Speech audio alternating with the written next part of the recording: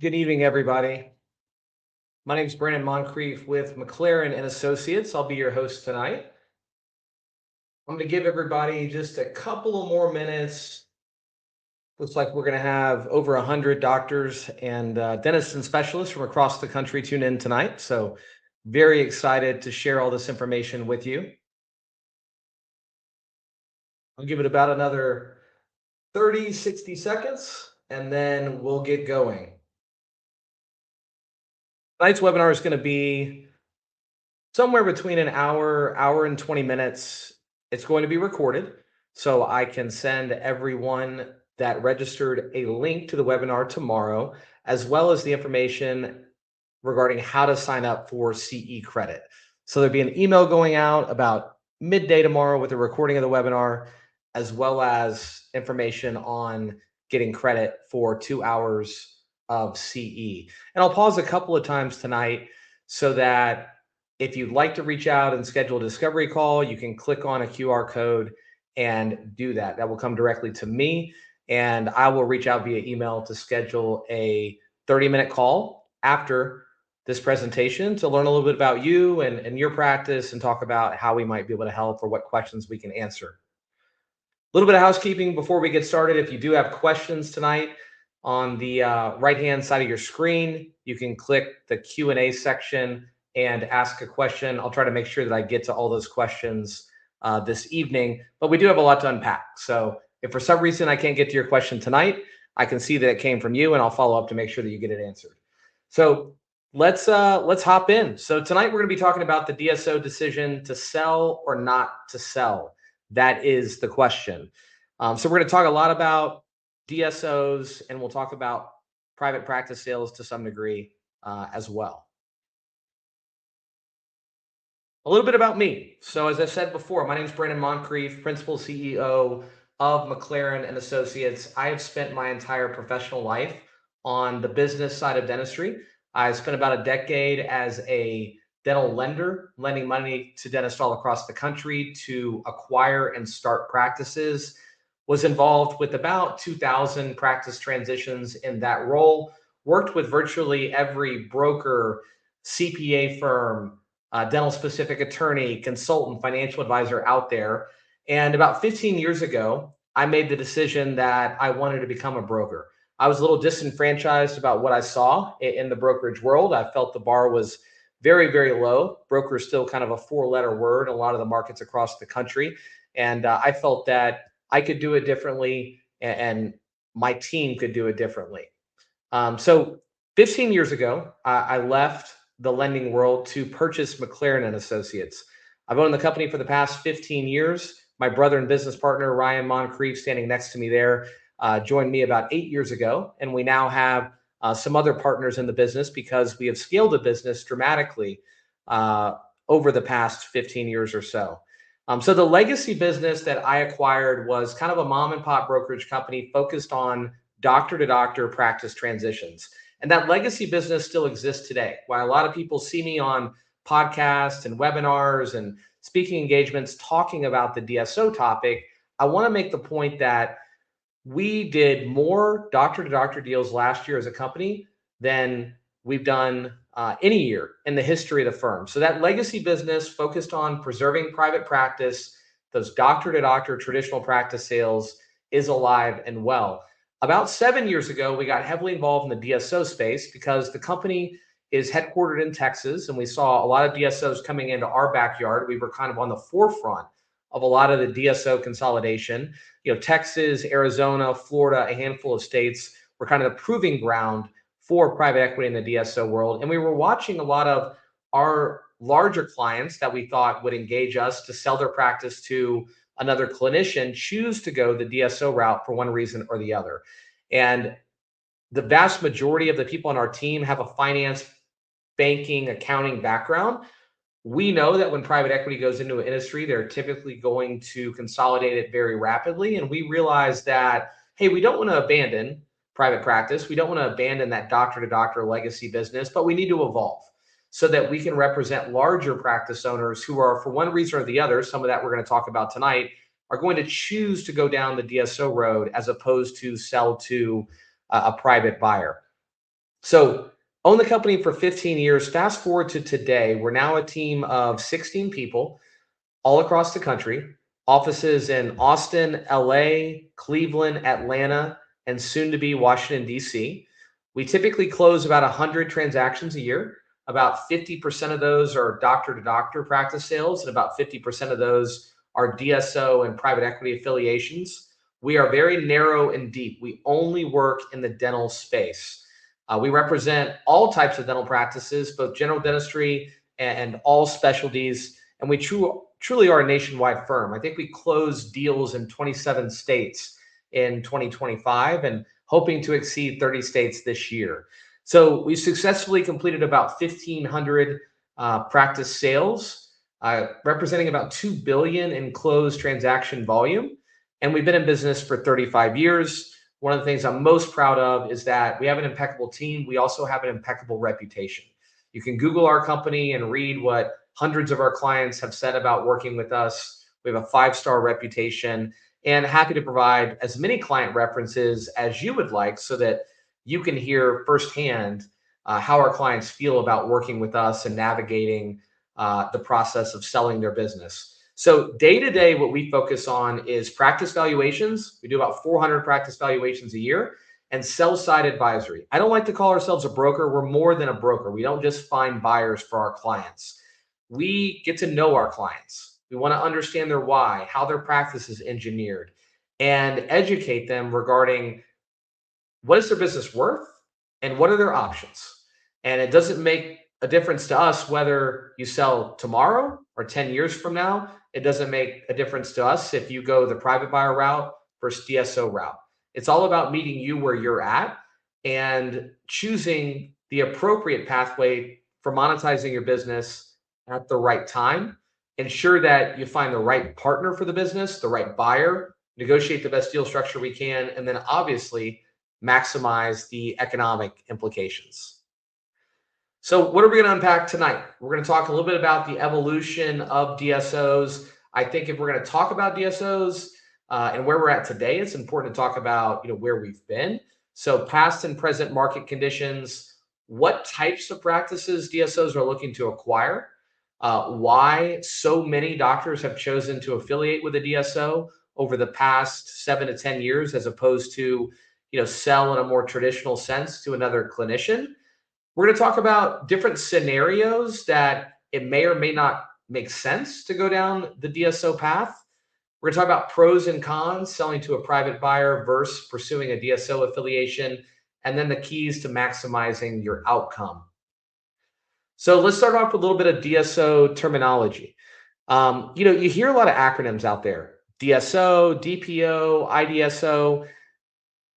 It's really all semantics, right? A DSO is a DSO, and the vast majority of them are backed by some type of financial sponsor, whether that be private equity or a family office. Now, there are also privately owned emerging DSOs that are bank backed, and those DSOs are typically owned by a clinician or a group of clinicians. They have yet to take on a PE sponsor or what we call a financial partner. So that's a different type of DSO. We call those emerging DSOs. But the point is, don't let acronyms lead you to believe that one company is remarkably different than the other.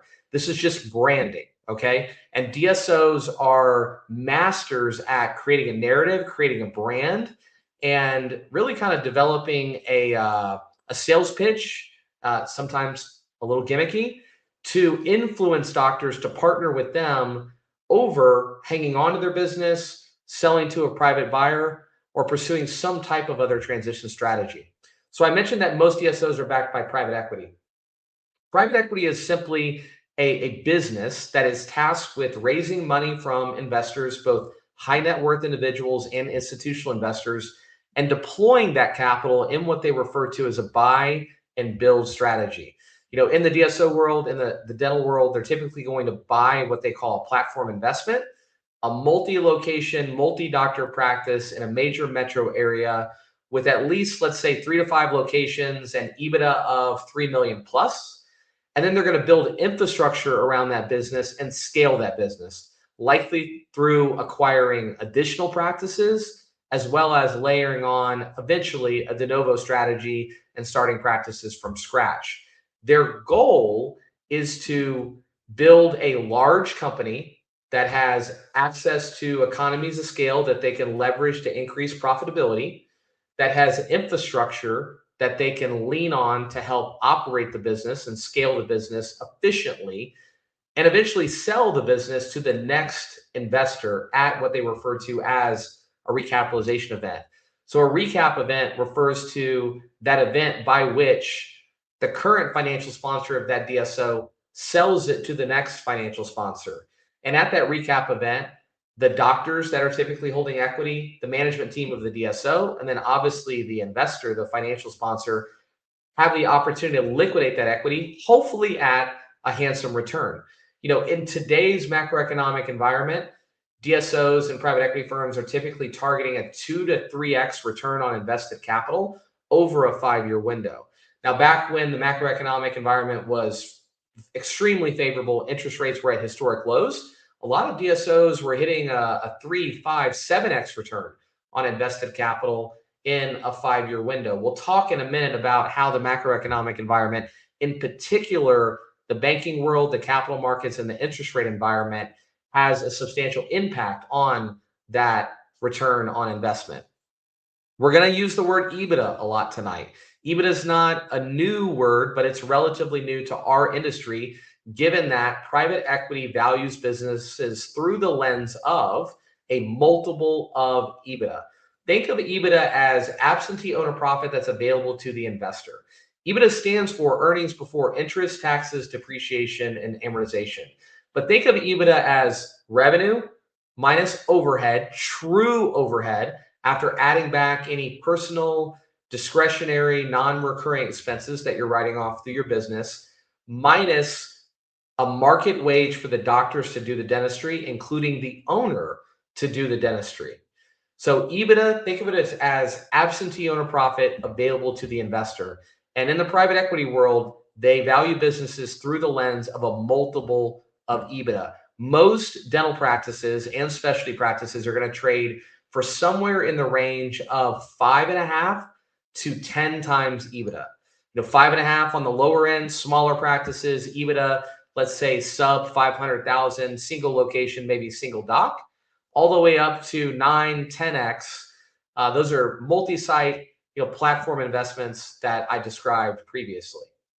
Equity versus leverage. Think of equity as cash that the financial sponsor is contributing to buying your practice or building a DSO. Leverage is bank debt. And most private equity backed companies are heavily leveraged. All DSO deals are typically going to have some form of structure to them.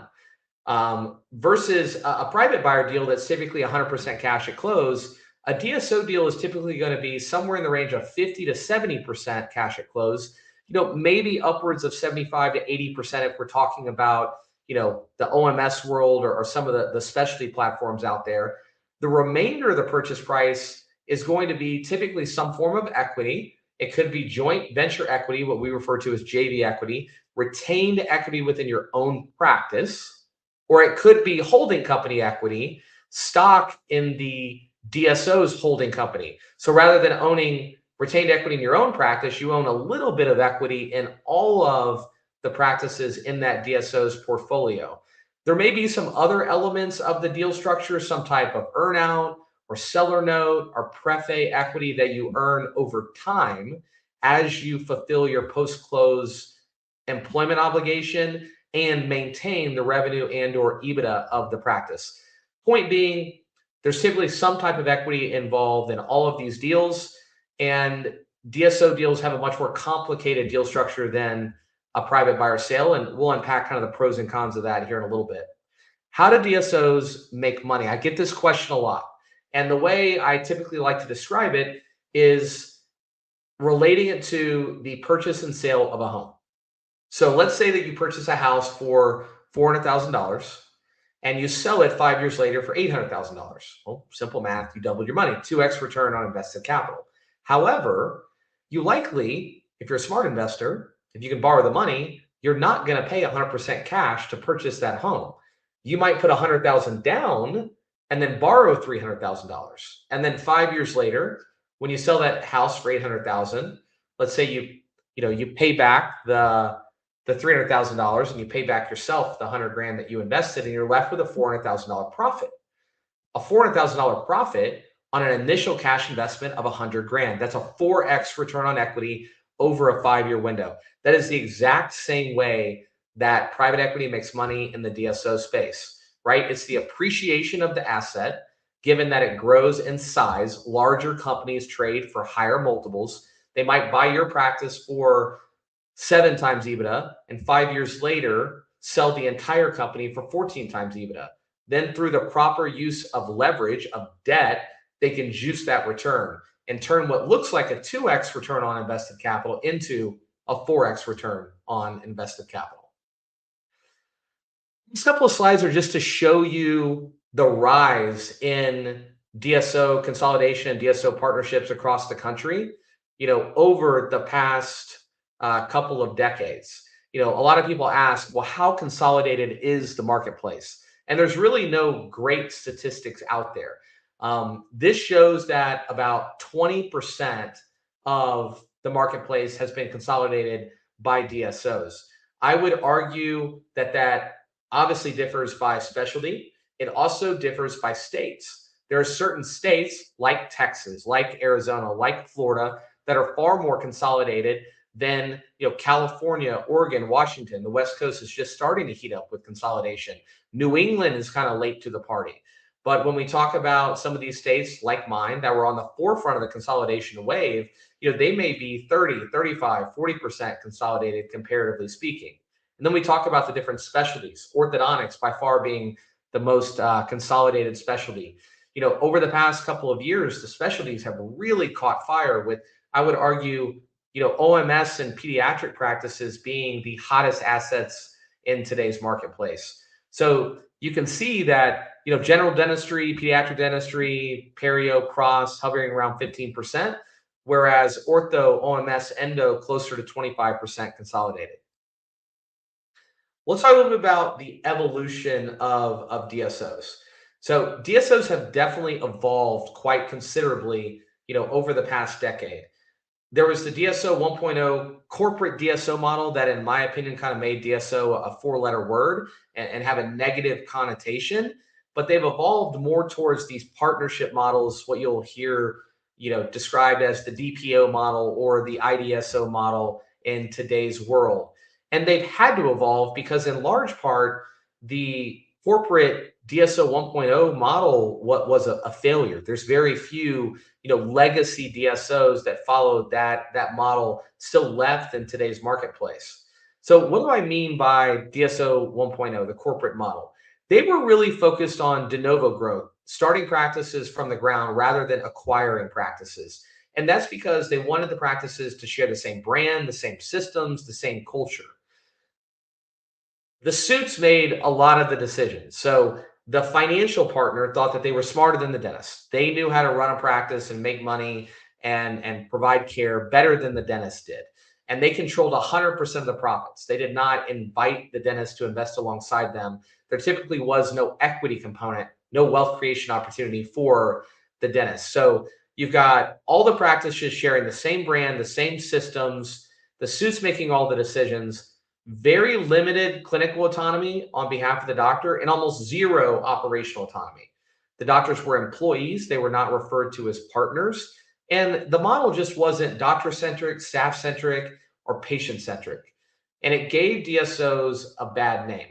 And then about 7 to 10 years ago, private equity got wise to the fact that if you're going to utilize a buy and build model, you need to evolve. And you need to look more like a partnership-driven model, focused on acquisitions rather than de novos. They're not patient-facing. They really don't want patients to know that the DSO has acquired the office. They want to help support the practice from an operational perspective behind the scenes. They refer to doctors as partners, not employees. Again, there's likely going to be an equity component involved in these deals. Therefore, you are truly an investor in the DSO, not just an employee. The doctors oftentimes get to share in the profits of the company on an ongoing basis, and they get access to the financial arbitrage, the return on invested capital that the financial sponsor is recognizing at that recap event. They're focused on preserving the culture, the reputation, the legacy of the practice owner. They're not interested in paying you millions of dollars to acquire your practice and then try to reinvent the wheel, right? If that was their investment thesis, they would follow the DSO 1.0 corporate model. They would do de novos rather than acquire your practice. So they are focused on acquiring great practices from fantastic clinicians and then helping those clinicians run the business more efficiently, leverage economies of scale to reduce overhead costs, leverage economies of scale to negotiate better reimbursement rates with payers to increase revenue and EBITDA. They don't have to remarkably change how your business operates from a clinical perspective in order to generate a substantial return on investment at recap. And for all of those reasons, DSOs of today, those that acquire practices, have become a much more legitimate option for our clients. And I think that's why you've seen thousands of dentists choose to go the DSO route rather than hang on to their practices long term or sell them to another clinician. So now let's talk a little bit about market conditions. So pre-COVID, we were operating with ideal macroeconomic conditions. What do I mean by that? I mean that money was easily accessible, banks were lending, and it was remarkably cheap. Interest rates at a historic low in 2018, 19, 2020. Dentistry was one of the hottest verticals in the private equity world entering COVID. Private equity had identified the fact that dentistry is a very fragmented market that can significantly benefit from utilizing that buy and build strategy, building operational infrastructure and scale, and leveraging economies of scale. So it's kind of a perfect investment thesis for private equity. There were approximately 100 to 150 DSOs operating nationwide pre-COVID. Valuations were sitting at kind of a 5 to 7 times EBITDA range, a little bit higher for platform investments, those multi-site, multi-doctor, multi-million dollar EBITDA practices, mostly holding company deal structures. So the joint venture structure hadn't really hit the scene yet. Most deals were structured with a combination of cash and stock in the DSO's holding company. Earnouts and holdbacks were relatively common, and most DSOs were requiring a 2 to 3 year post-closing commitment by the seller prior to exiting the business.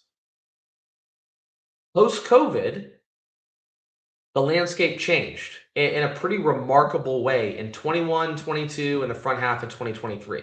So coming out of COVID, we were still operating in an ideal macroeconomic environment. Banks were still lending, interest rates still sitting at historic lows. And given that DSOs are private equity backed and heavily leveraged businesses, interest rates and the banking environment play a critical role in the buying behavior of DSOs and the return on investment at recap. Dentistry was already an ideal environment for private equity investment. Private equity really liked dentistry entering COVID. Dentistry had proven to be recession proof time and time again. And then dentistry rebounded as fast or faster than any other healthcare vertical coming out of COVID. So once it proved to be pandemic proof, still ideal macroeconomic environment, the number of DSOs doubled overnight. Those PE firms that already owned a DSO doubled down and started acquiring practices at an even faster clip. And those PE firms that were eyeing an investment in dentistry pre-COVID pulled the trigger, bought a platform, and started building their DSO. So a relatively consistent level of supply of practices available to buy, along with a massive increase in demand from private equity and DSOs, resulted in a significant increase in practice valuations. Practices that were trading for 5 or 5.5 times EBITDA pre-COVID now trading at 7 to 7.5 times EBITDA post-COVID. Practices that were trading for 7 times EBITDA pre-COVID trading for 9 times EBITDA post-COVID, and even higher for those larger platform investments. So valuations almost overnight went up by 30 to 40%. There was also the emergence of joint venture and hybrid deal structures. DSOs were far enough along in the evolution of the consolidation of the space that they realized that they really need to have alignment at not just the holdco level, not just the parent company level, but also at the practice level. And the way to create alignment with your doctor partners is to have them retain some equity in their own four walls, in their own practice long term, to make sure that there's a vested doctor partner locally on the ground in each of the offices that they own. So that's when that practice level joint venture equity became a common component of DSO deal structures. Along with that, DSOs started to realize that doctor turnover, in particular founder turnover, was their Achilles heel. So that post closing commitment increased from 2 to 3 years to 5 years in most cases. But there was one significant change that came with that. While it's a longer term commitment that DSOs currently require, there's a lot more autonomy associated with that in regards to how much you work chairside. Back when there was a 2 to 3 year post closing commitment, it typically came with pretty strict guardrails. You had to continue working a certain number of days a month or a year, and you had to continue producing at a certain clip. In today's environment, they want a longer term commitment, but they don't really care how much or little you work chairside. If you want to sell your practice to a DSO and you want to phase out of working chairside over the course of a year or two and backfill your production with associates, they're totally cool with that. So it comes with a lot more flexibility than it did previously. They just want to make sure that you have a long-term vested interest in the continued success of your practice post-sale. All right, let's talk about current market conditions. And when I say the storm of 2024, 2025 is clearing, I'll explain what I mean by that. We talked about how frothy the market was post-COVID, right? Valuations, skyrocketed. DSOs were not using a lot of discipline about what they were buying or what they were paying for it. They were just gobbling up as many practices as fast as they could at whatever price they could get them for. And then the back half of 2023, everything changed. Interest rates increased as fast or faster than they have in the history of the Fed. And again, these are highly leveraged businesses. And when interest rates increased, the holding cost on the debt for these DSOs skyrocketed. And they were coming off a period of time where they were very undisciplined in regards to what they were buying. So now they were over their skis, either operationally or financially or both. So a lot of DSOs had to take a breather in the back half of 23 through 2025. They were not able to buy practices or not able to buy at the same clip as they were in 21, 22, and the front half of 23 because they had to right size their balance sheet, right? They had to focus on organic growth in order to offset the holding cost on their debt. And they also had to allow their infrastructure and their operational capabilities to catch up to all the practices that they acquired in 21, 22, and 23. There was kind of a reckoning that happened over the past few years. There were a handful of DSOs that failed. I'll say luckily, but we're very intentional about vetting DSO buyers and only putting the best options at the table. We haven't had any clients lose their equity value. Those DSOs that have failed were not DSOs that our partners were partnered with, and that our clients were partnered with. So we've been very, very prudent in regards to who we allow to bid on our clients' practices. We're very thankful for that because there has been some blood in the water over the past few years. But those DSOs that have survived, the vast majority of them are better off for the turbulence that they experienced over the past few years. They've had to focus on actually owning and operating the assets that they acquired and building a meaningful business with real infrastructure that's capable of making the practices that they buy better and that's capable of generating organic year-over-year growth. Whereas before, it was buy as much EBIT as you can and flip it to the next investor, and it would be their problem to actually operate the asset. Now, because of the macroeconomic environment changing, the DSOs have had to be better operators. So I think long term, the industry will be better off for some of the turbulence that it's experienced over the past few years. But we're starting to see the storm clearing, right? We're now in a declining interest rate environment. Private equity would argue that Trump getting elected was a favorable election outcome from a capital markets perspective and from an investor and interest rate perspective. We're seeing increased access to capital for PE investors. So PE, alternative investments, now has access to 401ks and retirement funds where they did not previously. So that is going to give them a tremendous amount of access to investor capital that they previously did not have. As a result, we're seeing renewed interest in the dental space. Multiple recaps occurred in 2025, albeit they were at muted multiples comparative to the recaps that occurred in 21, 22, and the front half of 2023. But I think you're going to see quite a few recaps happen at favorable multiples, not sky high multiples. We're talking 10, 11, 12, 13x, as opposed to 14, 15, 16x that we saw back in 21, 22 in the front half of 2023. But I think you're going to see a lot of recaps happen over the next 12 to 24 months at favorable multiples with good ROI on invested capital, somewhere in the range of a 2 to 3x return on invested capital over 5 to 7 year window. But as a result of some of the pain and turbulence that DSOs have suffered over the past few years, they are being scrutinized by institutional investors at recap more than they ever have before. And there's a trickle down effect there where they are scrutinizing the assets that they're looking to acquire more than they ever have before. So they're being a lot more prudent in evaluating the acquisition opportunities that are coming across their desks, comparatively speaking to 21, 22 in the front half of 23. So we'll talk in a minute about what boxes you need to check to be considered a Class A asset for a DSO, but they're definitely being way more choosy than they were. The Class A assets are still trading for premium multiples with numerous offers and great deal structures. It's the Class B, C, D assets that are a lot harder to move and that have seen a pullback in demand and valuations. Deal structures are also evolving because the capital markets are not wide open, because interest rates are higher and access to leverage is still, somewhat dampened comparative to that frothy environment we saw coming out of COVID. Deal structures are evolving to preserve cash and align incentives. So you're seeing less cash at close, whereas a lot of deals were 70, 80% cash at close in 22 and 23.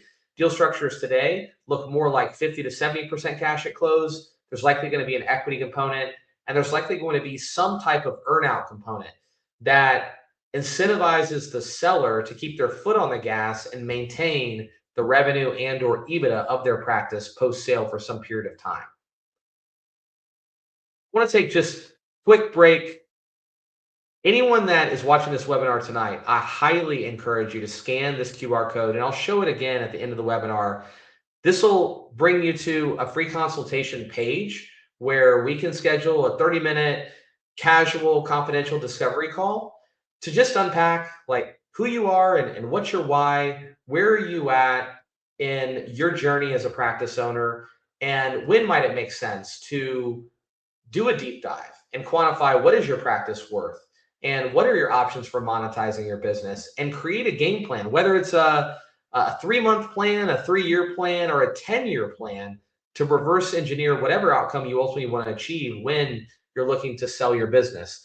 Because look, there's a few things that are certain in life that a lot of people say: death and taxes. Along with that, if you own a practice, eventually you're going to sell it. You should start planning and get educated early and often so that you can avoid the mistakes that hurt value and hurt marketability, and pull the levers that you need to pull so that you can monetize your business at the top of the market when you're ready. So please scan this QR code now or scan at the end of the presentation. I would love the opportunity to schedule a one-on-one discovery call with me to get to know you and talk about what's next. All right, so let's talk about what types of practices DSOs are looking for. And this applies to general dentistry practices and all dental specialties. So geography is a big one, right? Most DSOs are looking for practices in a major metro area our suburban market. Let's call it 60 miles from a major city center. Now, that doesn't mean if you're in a tertiary market or a rural market, you don't have an ability to sell your practice to a DSO. It just means that all things equal, you're typically going to see more offers and higher offers in an urban and suburban geography, comparatively speaking, to your colleagues in those tertiary markets and rural markets. Multiple doctors. This has become a big talking point. Key man risk, right? I think a lot of DSOs were far enough in the consolidation cycle that they bought a lot of one doctor practices, they bought a lot of single doc super producer practices, and they found that that production is really, really hard to replicate, and that personality is hard to replicate when that eventual succession of the founder occurs. So they would prefer that you have multiple doctors, that the production is bifurcated across multiple clinicians, which reduces key man risk because the practice is not so reliant on one provider. Now, again, that doesn't mean if you're a single doctor practice, you don't have the ability to sell to a DSO. It just means that all things equal, a multi-doctor practice will typically sell for a higher valuation, and you're likely going to see more offers than you will with a single doctor practice. And I'll talk about one of the things we're not supposed to talk about, but age matters as well. Younger sellers are typically going to see more offers and higher offers than older sellers, right? DSOs love to partner with younger doctors that have a longer runway to exiting the business because it just provides for more long-term stability and less key man risk, as opposed to partnering with a doctor that's within 3 to 5 years of retirement.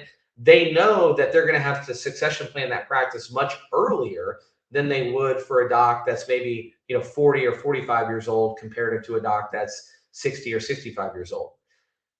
EBITDA of 750,000 plus and an EBITDA margin of 20% plus. Now, look, we sell plenty of practices with EBITDA of $300,000 plus. I think that's really kind of the threshold where DSOs start to get excited, is around $300,000 in EBITDA. But if you want a premium multiple, if you want to max out the number of offers, typically you're looking at EBITDA of 750,000 or more, and an EBITDA margin of 20% or more. Now, if your EBITDA margin's lower than that, that's potential, right? That's opportunity where the DSO can come in, layer on economies of scale, negotiate better reimbursement rates with payers. They can negotiate better pricing with vendors, and they can probably get that margin 20% plus almost overnight.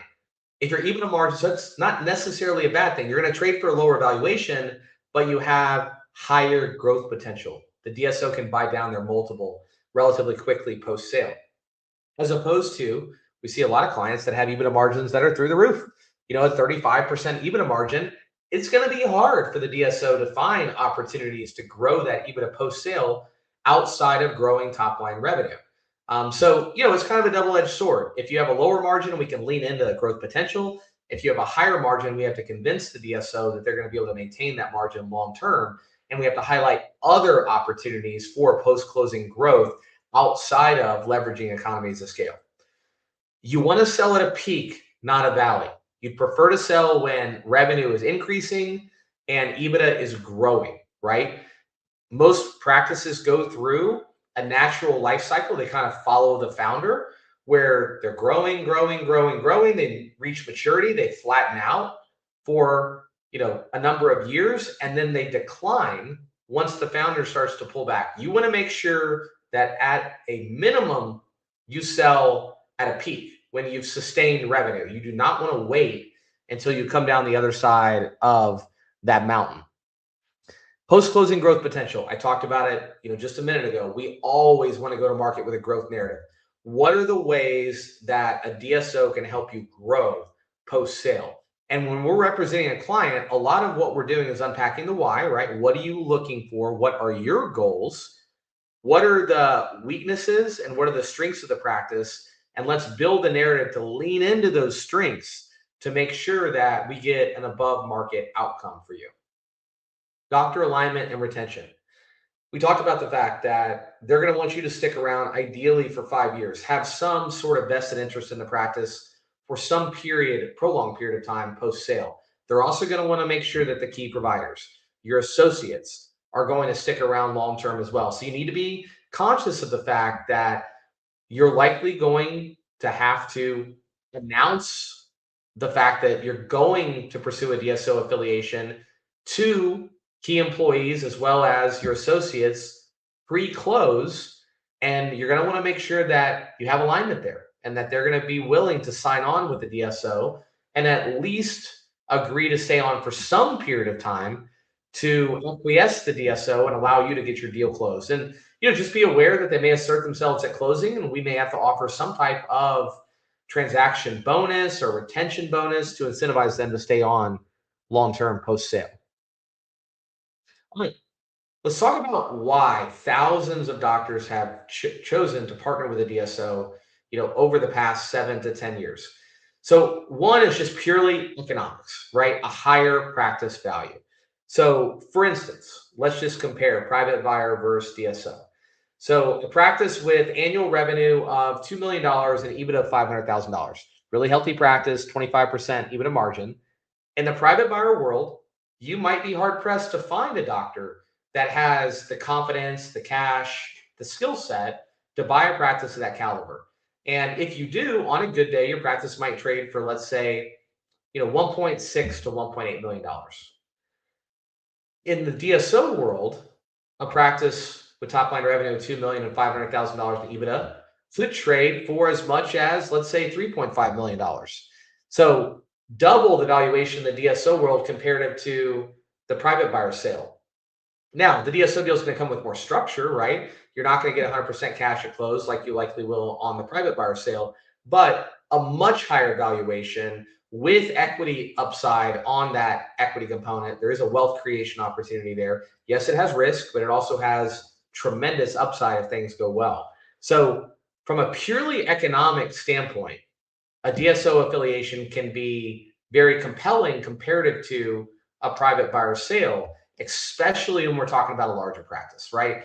When we talk about practices with top line revenue of 5 million, a million plus in EBITDA, some of those practices might trade for a valuation of 7, 10, $15 million, whereas in the private buyer world, it's damn near impossible to sell a $5 million top line rev practice to a private buyer. If you're going to do that, you're likely talking about selling minority equity interest to multiple associates. That is very difficult to pull off. We can do it. We have done it, but it's very difficult to pull off. And oftentimes on the back end, when you're ready to liquidate the majority interest, you run into some problems as to like who you're going to sell it to and how it's going to be valued. One of the primary reasons that our clients choose to go the DSO route rather than hanging on to 100% ownership of their practice or pursuing a private buyer sale at some point in time is de-risking.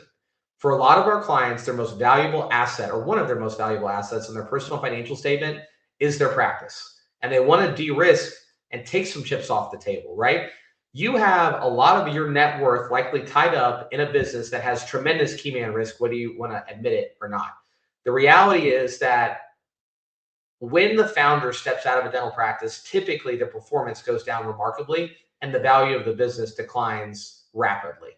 So your practice has a lot of key man risk, and you've likely got a lot of your net worth tied up in that business.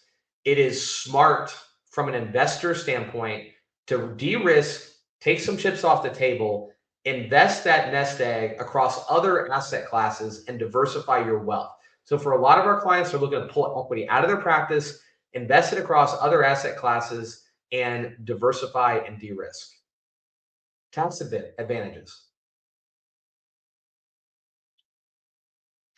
It is really strange to me that people don't talk about this more. CPAs often don't talk about it because they don't want you to sell to a DSO, because if you sell to a DSO, they lose a client. So selfishly speaking, they're going to leave this out of the conversation. When you are selling your practice to a DSO, the vast majority of the sale is going to be allocated to goodwill, taxed as a capital gain, your lowest possible tax rate. And what you are doing in a DSO sale is you are trading future income, future EBITDA, that is taxed as ordinary income at your highest tax rate, 37, 38% plus state tax. And you are converting that future income into a capital gain today. There is a serious tax advantage associated with converting that future EBITDA, ordinary income, into a capital gain. You're saving about 18 to 20% on taxes through that conversion. So it's funny that people don't talk about the tax advantages of pursuing a DSO sale, but they are significant. Operational support. A lot of our clients are kind of fed up with being the sole owner of their business. The managerial burden has increased exponentially post COVID, particularly surrounding the staffing crisis that our industry has been facing. So a lot of our clients are looking to take some chips off the table and then get some help from an operational perspective.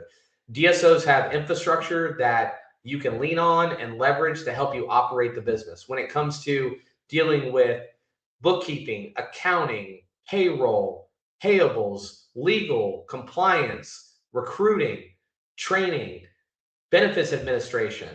DSOs are going to take, every DSO is going to take all of that off your plate, just all the BS that goes along with being a practice owner. They're going to take that off your plate. And oftentimes through de-risking and setting aside some capital, as well as getting some operational support and not being in this, on your own and out on an island. Now you've got a very sophisticated, well-capitalized partner that is incentivized to help you operate the business efficiently. That's a major lift for a lot of people. A lot of people sleep a lot better at night once they found the right partner and de-risked and got some operational support. Economies of scale. I mentioned it earlier. DSOs, because of their sheer size, have access to economies of scale that private practice owners typically don't. What's happening in the space right now is, private practice is getting squeezed by vendors. They're actually increasing pricing on private practices because they're dropping pricing with DSOs. So they're offering DSOs deep discounts on equipment and supplies, lab, marketing, things of that nature. And they're passing on those savings to private practice owners in the form of price increases. And that's going to continue. So DSOs can leverage those economies of scale to reduce overhead. They can also leverage their size to negotiate better reimbursement rates with payers. So if your practice has a significant PPO component, there's a high probability that overnight you're going to get a lift from a reimbursement perspective with virtually every DSO that you're in network with by partnering with the DSO. Succession planning. A lot of our clients are thinking about, what happens when they're ready to hang it up? What happens when they're ready to retire from dentistry or exit their business? So a DSO offers a more finite plan as far as succession planning goes. Selling to a DSO is not always the conduit to taking a step back and leaning away from your business. For a lot of our clients, it is, right? They're looking for better work-life balance, operational support, economies of scale. But for some of our clients, they're looking to actually lean into their business, right? Maybe they've plateaued and they need to unlock some growth potential that they can't unlock on their own. Maybe they've gotten to 3, 4, 5 locations and they're at an inflection point where they're either going to have to become a DSO and start building that centralized infrastructure and make that investment in time and capital to continue growing, or they can partner with an existing DSO and leverage their infrastructure and their capital to continue to scale the business. So it's not always a conduit to taking a step back. Sometimes for some of our entrepreneurial clients, affiliating with a DSO is actually taking a step forward and leveraging that DSO to scale their business and grow. And then there's the equity component. So I've mentioned it several times. Most of these deals are going to have some form of equity involved, whether that be retained practice level equity or holding company in the DSO, or a combination of the two. That equity creates a significant wealth creation opportunity. If you pick the right partner and they reach their financial goals, that equity could easily double or triple in value. And if you're around for multiple recap events, you could see an exponential return on equity. We have had quite a few clients hit a favorable recap and a 3 to 5x return on equity. We have had multiple clients with multiple different DSOs hit multiple recaps and generate a 7 to 10x return on invested capital. With the equity, though, it does have risk. So we talk a lot about deal structure, the type of equity involved in the deal, and the risk reward proposition. I'm not going to pretend that the equity does not have, potential downside risk because it does. However, I would argue that assuming that you've done the proper vetting, which is what we do for our clients, the equity upside is far higher than the downside risk. Mm. So let's talk about scenarios where a DSO sale likely doesn't make sense versus scenarios where it is at least compelling to take a look at it and consider going the DSO route. So, in my personal opinion, if revenue is less than 1.5 million, it's going to be difficult to generate a meaningful amount of EBITDA. And most DSOs don't get excited. The You don't see, multiple offer situations and elevated premiums and EBITDA multiples when DSO is under 300,000, right?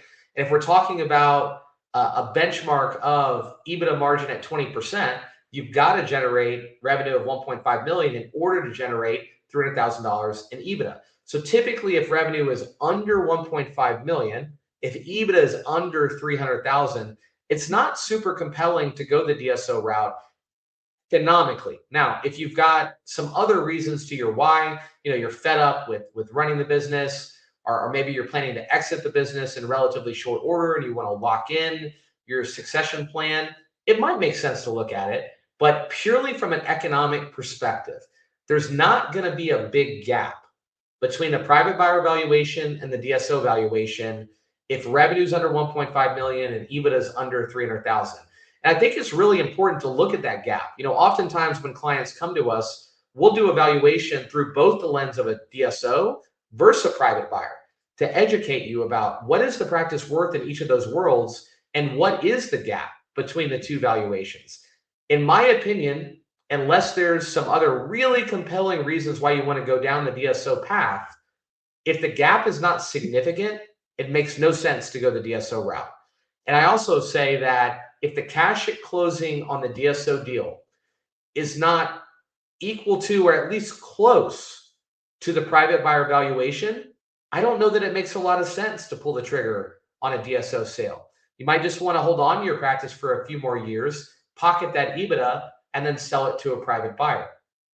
If you're looking for a short-term transition, oftentimes it doesn't make sense because DSOs require a long-term post-closing commitment. There are caveats to that. There are situations where we're able to sell a practice to a DSO where the seller can only give a 1 to 2 year post-closing commitment.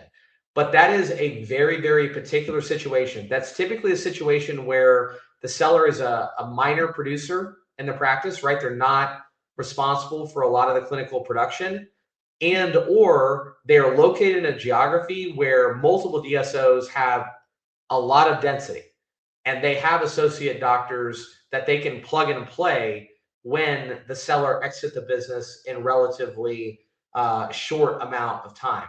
But if your runway to exit is less than 3 years, it's probably less than a 25% chance that you're going to qualify for a DSO affiliation. If you are looking to exit your business in more than 10 years, right? So let's say that you're like, hey, I love my practice. I'm happy managing it. That doesn't keep me up at night. I've got 10, 15, 20 years that I'm going to continue to own and work at this business. It's going to be really hard to make a DSO sale make sense, right? The longer the runway to exiting the business, the less compelling it's going to be to cash out the equity now and forego all of that future income. If you're under 45 years old, it kind of aligns with having more than a 10-year runway to exit. Absent additional reasons why you want to pursue a DSO affiliation, purely looking at it from an economic standpoint is probably not that compelling, right? So revenue under 1.5 million, EBITDA under 300,000. If the cash on the DSO deal is not equivalent to or greater than the private buyer valuation, if you're looking for a short-term transition, or if you have more than 10 years until you're planning to exit the business, or you're relatively young, right? You're in your 30s, absent some additional reasons why, I don't think it makes a ton of sense to look at the DSO option. Great. Conversely, let's talk about where it is compelling to pursue a DSO affiliation. Revenue over 2 million. I want to mention something here. Notice there's a gap here, right? Revenue under 1.5 million, revenue over 2 million. If you're somewhere in the middle, you're kind of in that gray area. You're kind of in that 50-50 zone. That's where typically we would say, hey, let's do evaluation. Let's quantify what is your practice worth private buyer? What is it worth DSO? Is that gap substantial enough for you to lean into the DSO option? But once revenue crosses 2 million, this is where the private buyer pool starts to shrink.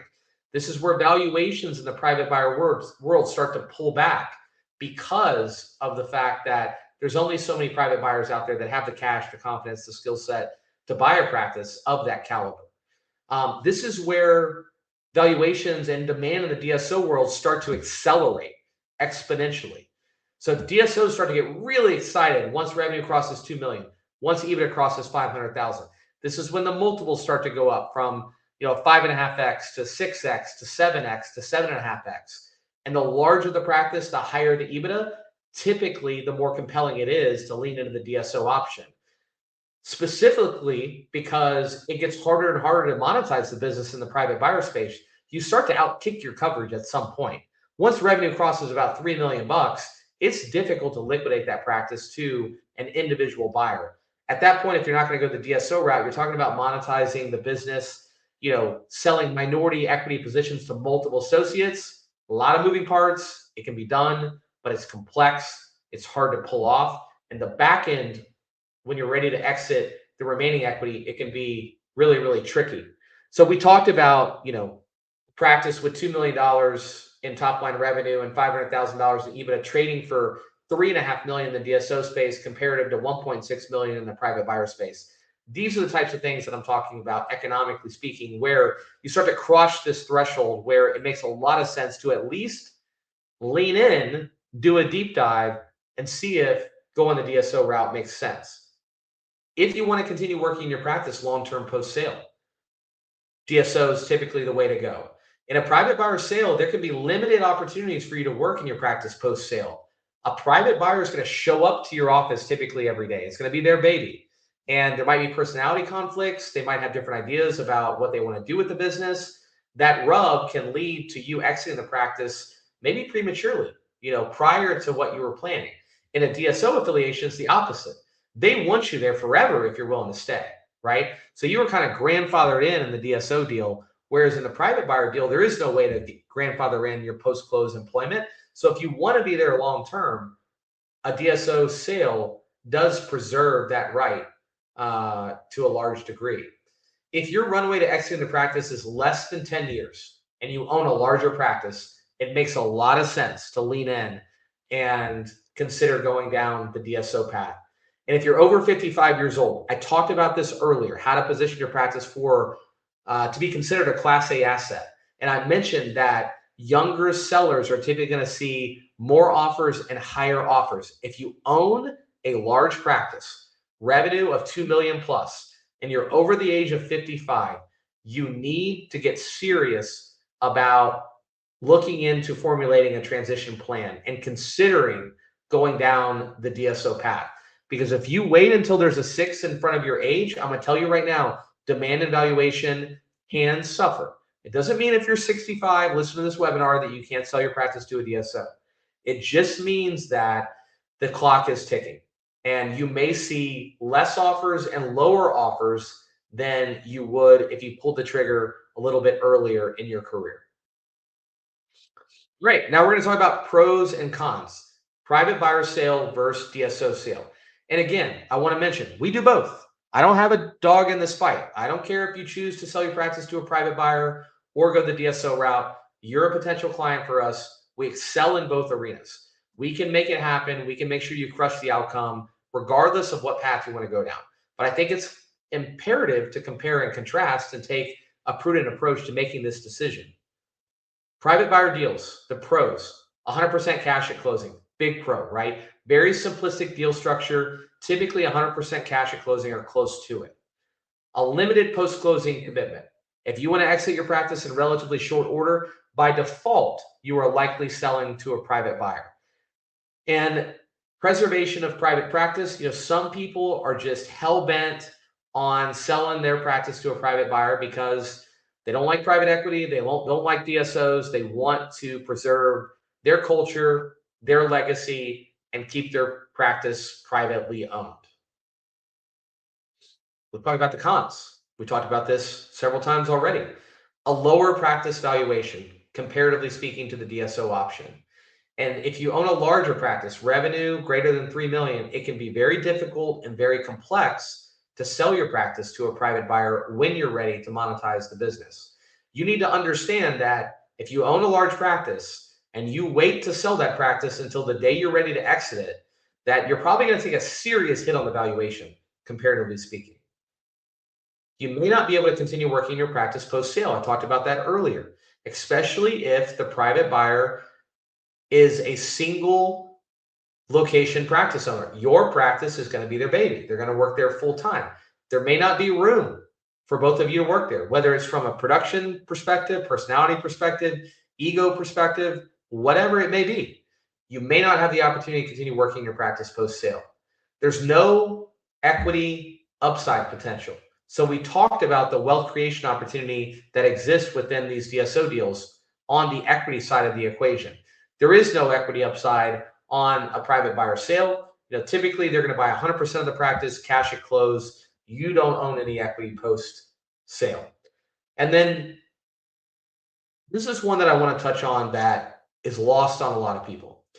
For a lot of our clients, when we talk about going the DSO route, there's a massive fear of the loss of autonomy, both clinically and operationally. And they perceive that private buyer sale is going to lead to more autonomy and the preservation of their culture and their legacy, more so than going down the DSO path.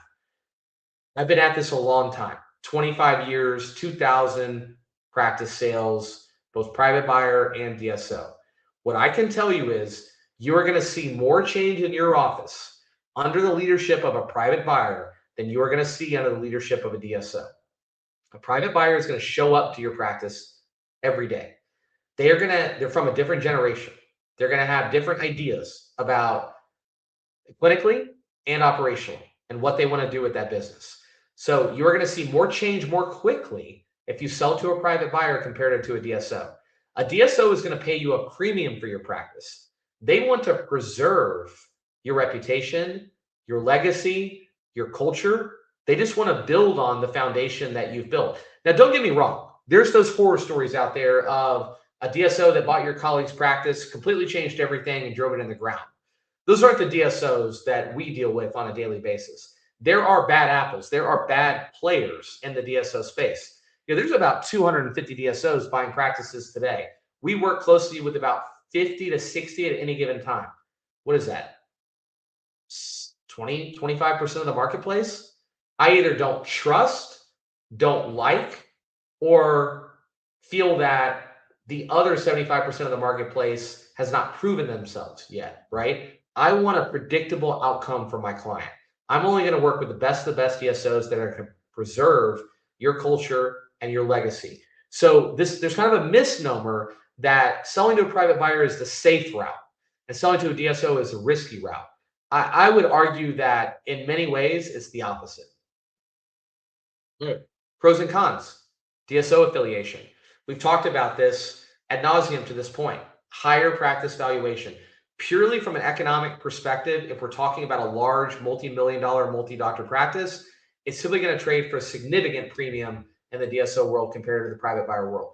We talked about the benefit of de-risking, of taking chips off the table and diversifying your wealth in other asset classes. You're going to get access to administrative and operational support that are going to help you run the business, right? And access to economies of scale, they're going to make the business more productive and more profitable post-sale. For a lot of you that are sitting on these larger practices, multi-doc, multi-million-dollar revenue practices, your choice is to either partner with a DSO or partner with another clinician, sell equity to likely your associates. I mean, I would argue that if I'm going to enter into a partnership where I'm going to sell a piece of the practice to somebody else and I'm going to retain equity within my own four walls. If I have a larger practice, it makes almost no sense to sell minority equity to an associate. Associates typically are not going to help you run the business. They're typically not going to have access to economies of scale. So, what are they really bringing to the table? They're bringing to the table production, right? You're selling them equity because you don't want to deal with doctor turnover. I would argue that selling that equity to a DSO at an elevated valuation and getting access to that operational support as well as those economies of scale, in a lot of ways, is a no-brainer compared to selling minority equity interest to associates. Selling to a DSO offers you the ability to continue working in your practice post sale. Now, look, depending on who you are and where you're at in your journey, that could be a pro or a con. And then we talked about the equity upside potential, that wealth creation opportunity associated with the equity component. Conversely, much more complicated deal structure, right? Private buyer, 100% cash at close, very simplistic deal structure, very clean, cut and dry. DSO deal, there's going to be a cash component, an equity component, maybe an earnout component. When you sell your practice, maybe prematurely comparative to selling to a private buyer, you are giving up that future income. You're going to see a reduction in your personal annual take home. And you need to account for that, right? You need to be thinking about, if I'm going to sell my practice to a DSO 5 years in advance, when I would have sold it to a private buyer, how is that going to impact my ongoing personal take home? And how does that factor into the equation of my burn rate, right? What do I need to live on an annual basis? And am I going to be able to live off my income under a DSO partnership or affiliation leading up to an eventual exit versus hanging on to 100% of the EBITDA and eventually selling the practice for a depressed valuation to a private buyer? There's an equation there. And we do a lot of education with our clients on unpacking all of that. Like, what does it look like to sell to a DSO today versus hang on to your practice for 5 years and sell it to a private buyer? What are the pros and cons? What is the risk reward there? We love going through that exercise with our clients. And again, I don't have a dog in the fight. It doesn't matter to me. I'm young. I'm going to be here 5 years from now. If you want to hang on to the practice and sell it to a private buyer, cool. We'll hit pause in the conversation and pick it back up when it makes sense. If it's super compelling to go the DSO route, we'll make sure you crush the outcome today. There is that perceived loss of operational and clinical autonomy. Kind of talked about the fact that I believe in most cases that's a misnomer. As long as you take a prudent approach to making sure that you're vetting the DSOs that you sell to and you don't pick a bad partner. And then there is a downside risk on the equity component. It's got great upside reward potential, but it also has downside risk. I do want to touch on what happens if a DSO goes belly up. What occurs? And the most probable outcome is that the private equity firm that owns that DSO hands the keys to the bank. And then the bank is going to look to liquidate that asset and sell it. There's really only two buyers out there for that asset. One is another DSO. Most DSOs are not in the turnaround game.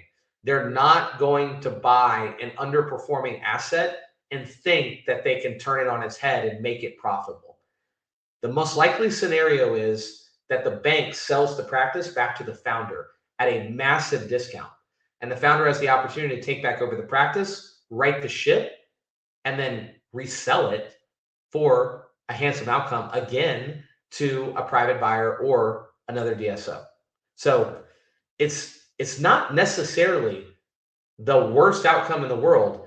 If you sell a vast majority of the equity for a premium and the DSO for some reason fails and you're able to buy back your practice for pennies on the dollar and resell it, I mean, that could be, two bites of the apple. But that's obviously not our preference. I'm explaining worst case downside scenario. My preference is that you work with us, we vet the buyers, and we align you with somebody that is going to maximize not only your outcome at close, but also at recap and have a high probability of getting a handsome return on that second bite of the apple, that equity component at a recap event. Keys to maximizing your outcome at sale. And a lot of this applies to both the private buyer world and the DSO world. You've got to position your practice as a class A asset, right? You want to check as many of those boxes as possible that we went over earlier, right?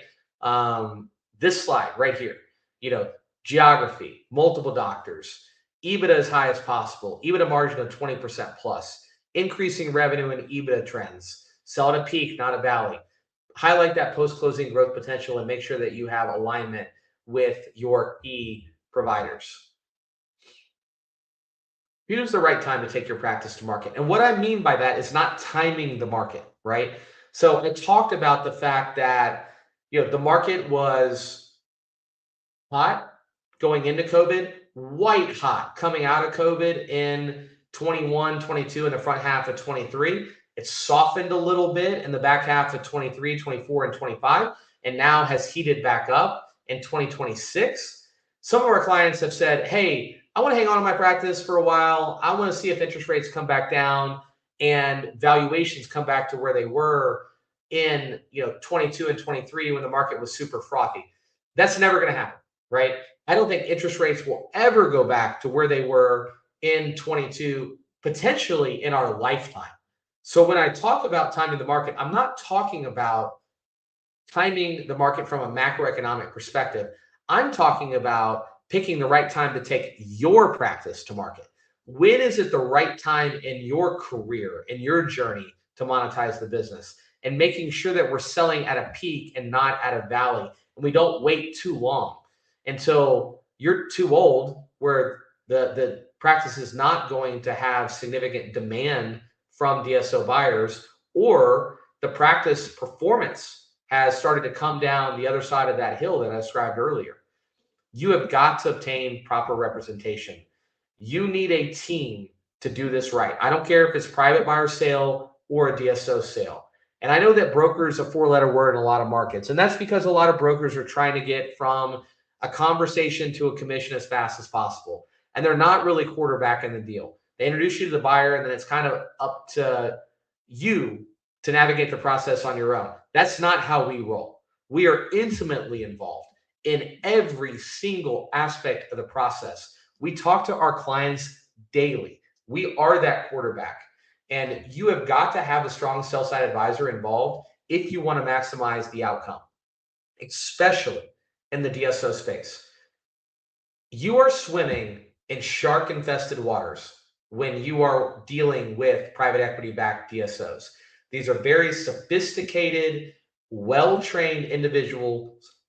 A lot of them are Ivy League MBAs, and there's a lot of financial engineering that goes on in this space. So one, you need an advisor to vet these DSOs, to only bring the best options at the table that have a high probability of reaching a really, really good economic outcome on the back end and recap, and those that are going to protect and preserve your legacy and provide you with the clinical and operational autonomy that you're looking for post-sale. And you need to create a highly competitive environment for your practice, a multiple offer situation. Do not respond to an unsolicited offer. A DSO's dream is that they buy a practice from your buddy, and your buddy introduces you to that DSO, and you start a casual conversation that eventually leads to a closing without you shopping around and without you having proper representation. If you do that, you risk selling to the wrong DSO, you risk agreeing to the wrong deal structure for your individual situation, and you undoubtedly leave a bunch of money on the table. DSOs are opportunistic, somewhat predatory. That's how private equity rolls. They are not charitable organizations. Their goal is to buy low and sell high. And they do that through manipulating EBITDA in large part. So controlling the narrative regarding EBITDA is critically important. It's why I have a CPA on my team. It's why I have financial analysts on my team. Every dollar of EBITDA is worth somewhere in the range of $6 to $10 in value, right? So we have got to be very buttoned up in regards to the valuation process and the EBITDA analysis pre-market to make sure that we represent your EBITDA in the most favorable light and that we're prepared to defend it. Because every dollar of that EBITDA is going to be $6 to $10 in value. Yes, the multiple matters. I always get asked about, hey, what do the multiples look like? the multiples matter. And the way to get a premium multiple is to create a highly competitive environment and leverage that environment to ensure that the DSOs put their best foot forward and give you their highest and best offer. But you also have to control the narrative regarding EBITDA. That is really the key. And that's where we earn our keep, right? If I can get you an above market multiple, let's say a full turn above what you would get trying to negotiate a deal on your own, and I can get you credit for 20% more EBITDA, that's going to make a massive impact on the global valuation. Along with that, I'm going to bring you every legitimate option available in today's marketplace so that you're going to have perspective. Because if you met one DSO, you've met one DSO. You've got to date around before you get married. Otherwise, you risk making a really bad decision, especially in today's environment where the market is not as frothy and all DSOs are not on an equal footing from an operational and financial perspective. And then you got to pay close attention to fit and deal structure. Look, valuation matters, right?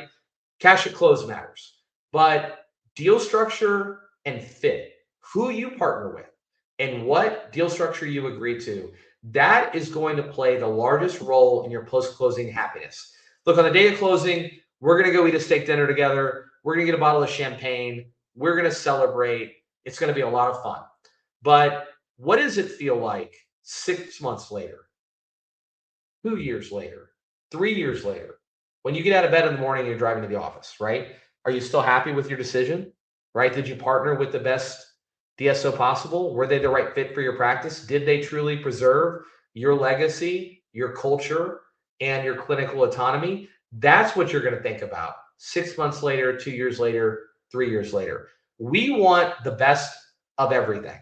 I want you to crush it on your financial outcome, and I want you to have a high degree of post-closing happiness and a high probability of hitting a great return on that second bite of the apple at recap. So we unpacked a lot tonight. I hope you enjoyed it. I hope you got a lot out of the presentation. You can probably tell that I'm very passionate about who we are, what we do, how we serve our clients. We've built our firm a lot like the way you've built your practice, right? You educate people, you take care of people, you treat them like you would if they were your brother or a parent, and everything else takes care of itself.